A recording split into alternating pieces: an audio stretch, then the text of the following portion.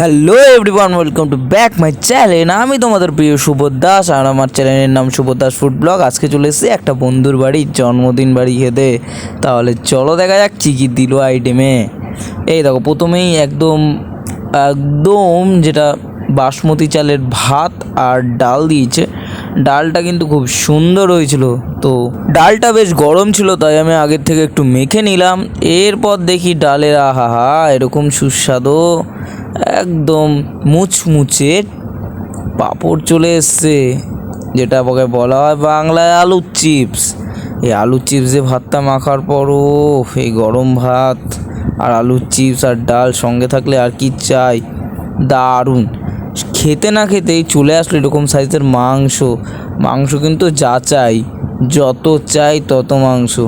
হালকা একটু আলুর চিপস নিয়ে ডালটা খাওয়ার সঙ্গে সঙ্গেই এটা খাবারটা শেষ করার পর মাংসটা টেস্ট করলাম।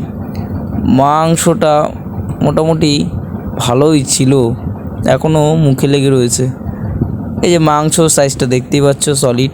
তাই আমি মাংসর টেস্টটা বোঝার জন্য একটু মাংস নিলাম, তার মধ্যে একটু শসা নিলাম, একটা আলুর চিপস নিলাম, একটু রাইস নিলাম, ভালো করে মেখলাম। মাখার পর একদম মুখে পুড়ে দিলাম।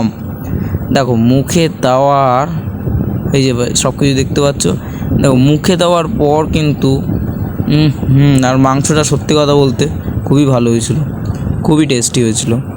আরে দেখো মাংসটা কিন্তু একদম আমারটা প্রায় শেষ হতে যাওয়ার পর আবার একটু ভাত নিলাম আর একটু রাইস নিলাম। দেখো গ্রেভিটা দেখো, জাস্ট গ্রেভিটার কালার দেখেছো, এটাইকেই বলা হয় বাঙালির। তারপর শেষ পথে তো জানোই মিষ্টি দিয়ে শেষ হয়। আর যে পায়েসটা বানিয়েছিল সেই পায়েসটা কিন্তু খুবই অসাধারণ হয়েছিল, সত্যি কথা বলছি, পায়েসটা একদম হেভি হয়েছিল। তো আপাতত আমাদের খাওয়া শেষ হয়ে গেল, উঠে পড়লাম। আর জানোই তো আমার চ্যানেলের নাম SD ফুড ব্লগ ট্রাভেলিং। তো দেখা হচ্ছে নেক্সট ভিডিওতে। আর অবশ্যই লাইক শেয়ার সাবস্ক্রাইব করে দিও। দেখা হচ্ছে নেক্সট ভিডিওতে। টাটা।